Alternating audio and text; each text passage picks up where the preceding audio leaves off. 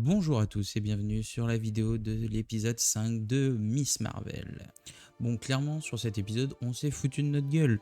Là, c'était totalement vide. On a eu deux premiers épisodes qui étaient super bons, et là, le vide. Je comprends pas. L'épisode est partagé, je dirais, en trois parties totalement inégales. On a un épisode qui dure 30 minutes. La première partie sur le passé, c'est 20 minutes. Et après, il reste plus que 10 minutes pour les deux dernières. Il faut rusher, il faut avancer vite.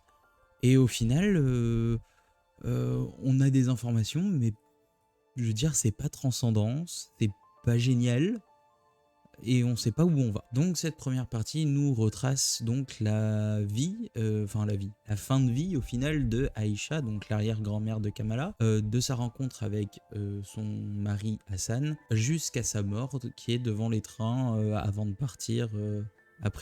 Pendant la partition. Alors pendant cette partie, j'ai rien trouvé de vraiment très intéressant à part rien du tout. Il y a une petite pédagogie qui est faite sur la partition, qui est faite au niveau 5, alors qu'on te répète ce mot depuis l'épisode 1. Et en plus, elle est pas très bien faite, pas très complète. J'aurais pensé qu'ils auraient apporté des éléments un peu plus pointilleux. On apprend que Hassan est une sorte de protestant à l'empire colon britannique, et qu'il a l'air de refuser de fuir là où il habite. Et on sent qu'il y a une tension entre les musulmans et aussi donc les hindous. Donc on va passer vite fait cette partie-là parce qu'au final, elle apporte rien, je suis désolé, elle apporte rien à l'épisode, elle apporte rien à la série. Tout ce qu'on y apprend, au final, si on n'est pas trop bête, on y avait pensé. On ne fait encore une fois que de mettre des images sur des paroles qui ont été prononcées auparavant ou des insinuations. Je veux dire, à un moment, il faut laisser aussi place à l'imagination du spectateur, parce que faire un épisode entier, parce que pour moi l'épisode est complètement entier sur ça, je trouve ça ridicule. Et donc en fait Aïcha se retrouve ici parce qu'elle fuyait Najma, qui voulait récupérer le bracelet pour pouvoir rentrer dans leur dimension. Et c'est cette même Najma du coup qui va tuer Aïcha au niveau des trains, laissant donc sa fille et son père rejoindre le train. Le père perd la fille, d'une façon on ne sait pas. Alors oui, il y a le mouvement de foule et tout ça, mais bon, normalement tu tiens ta fille correctement, je suis désolé. Et donc l'histoire que nous racontait donc la grand-mère de Kamala, qui ici dans le passé est la petite fille, nous disait que c'était la lumière qui l'avait guidée jusqu'à son père. Et donc petit plot twist, on apprend que c'est finalement Kamala qui aide sa grand-mère à retrouver son père. Donc au final, c'était pas un flashback dans lequel elle avait intervenu, mais c'était bien une sorte de portail temporel dans lequel elle était tombée. D'ailleurs, au final, cette résolution, moi, me fait fortement penser au troisième film de Harry Potter, où Harry, il sauve Sirius Black, donc son oncle, et lui-même face aux détraqueurs auprès du lac. Lui, il pensait que c'était son père qui était revenu, et au final, non, c'était bien lui, parce qu'il avait utilisé le collier qui remonte dans le temps. C'est exactement la même résolution. Bref, du coup, qu'est-ce qu'ils vont nous raconter ensuite? Parce que on est à 20 minutes d'épisode et il en reste plus que 10, donc pas grand chose. On revient dans le présent et on voit que le voile de Nour qui sépare donc le monde réel du monde des djinns, de cette dimension qui serait parallèle, est fissuré. C'est là qu'un sbire décide de s'approcher du voile pour pouvoir rentrer, et on se rend compte qu'il décède sur le coup, il est comme désintégré. Kamala du coup dans sa bonté propose à Najma de refermer cette fissure ensemble, mais elle décide de se sacrifier seule pour le refermer.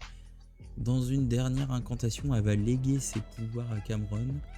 Alors je comprends pas pourquoi elle se sacrifie autant, je trouve ça un peu débile, surtout qu'elle avait l'air d'être bien décidée à rentrer chez elle, et au final au dernier moment elle se dit bon non, je vais me sacrifier pour le fermer. Alors pendant 4 épisodes, on nous montre qu'elle est déterminée à pouvoir rentrer, ça fait 100 ans qu'elle attend de rentrer chez elle, et là on nous pond un vieux sacrifice dégueulasse. Moi je suis désolé, je ne comprends pas, je ne trouve pas ça logique. La mère de Kamala arrive sur les lieux par une explication. Oui, vous avez un portail un portable avec un abonnement familial, il faut un logiciel et vous retrouvez le téléphone. Sérieusement, Sérieusement? Enfin bref. Donc sa mère découvre que sa fille est la super-héroïne, elle lui en veut pas, qu'elle a de la fierté. Et même la grand-mère lui dit: non mais attends, je te l'ai répété pendant toute ta jeunesse que notre famille avait des pouvoirs. Voilà, elle s'en rend compte que maintenant. Bon, bref, pas non plus une révélation de fou. Elle l'apprend vraiment, par hasard, quoi, hein, j'ai envie de dire. Ce qui conclut cette deuxième partie. Et troisième partie qui dure à peu près 2 minutes. Hein. Donc on a Cameron qui a reçu donc les pouvoirs et qui m'ont l'air d'être semblables à ceux de Kamala. Il se rend chez Bruno pour se cacher du damage control. Il y a encore un peu d'humour, mais bon là je pense que faut plus d'humour à ce moment-là. Mais ils sont retrouvés par un drone du damage control qui traîne par hasard à côté de chez Bruno. Et il l'explose avec ses nouveaux pouvoirs en faisant exploser aussi une supérette. Et voilà, fin de l'épisode. Voilà, j'espère que vous avez été contents. Vous avez perdu 30 minutes de votre vie. Enfin, du moins, moi, je les ai perdus. En conclusion, l'épisode est nul à chier. Je suis désolé, il reste un épisode. 30 minutes à peine et on s'attarde sur 20 minutes sur le passé où on n'apprend rien réellement. Ça aurait même, pour moi, ce passage-là, au final, il est mal fait. On aurait pu l'avoir sur plusieurs... genre comme... à chaque fois une intro de chaque épisode. Comme je l'ai dit précédemment, rien n'est révélé. C'est que des images sur des choses que l'on sait par le biais de paroles. Et quand il reste plus qu'un épisode comme ça avant la fin de la saison, généralement, t'essaies de faire monter une hype, quelque chose. Là, je sais pas, mais au final, il n'y a aucune menace, à part damage control et encore. Parce que les jeans de base ont disparu, hein. Najma est mort, l'Asbir qu'on voit aussi se désintégrer est mort, je crois qu'il y en a un qui a été mort pendant le combat, et normalement il y en a un quatrième, je sais pas où il est. Et qui va être le méchant? Est-ce que ça va être Cameron? De toute façon il n'y a que ça, parce que je ne vois pas pourquoi il y aurait un autre personnage qui aurait les mêmes pouvoirs que Kamala, donc ce qui veut dire qu'il va sûrement devenir méchant, mais suite à quoi? Suite au fait qu'il va apprendre que sa mère est morte et que Kamala l'a pas aidé, donc du coup il va devenir vénère, il va vouloir la tuer. Mais bon, ça va encore nous faire un combat entre un méchant qui a les mêmes pouvoirs que le héros ou l'héroïne. Et franchement, ça devient lassant ce genre de truc. Ça devient lassant. On pourrait...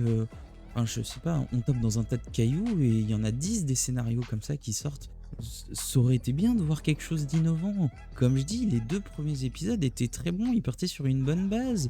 Donc s'il vous plaît, enfin, je sais pas, il n'y a plus rien à dire vu que les épisodes ont été tournés, mais malheureusement on va se diriger encore une fois sur le méchant et l'héroïne qui ont les mêmes pouvoirs. Et le dernier épisode sortira en même temps que la sortie de Thor.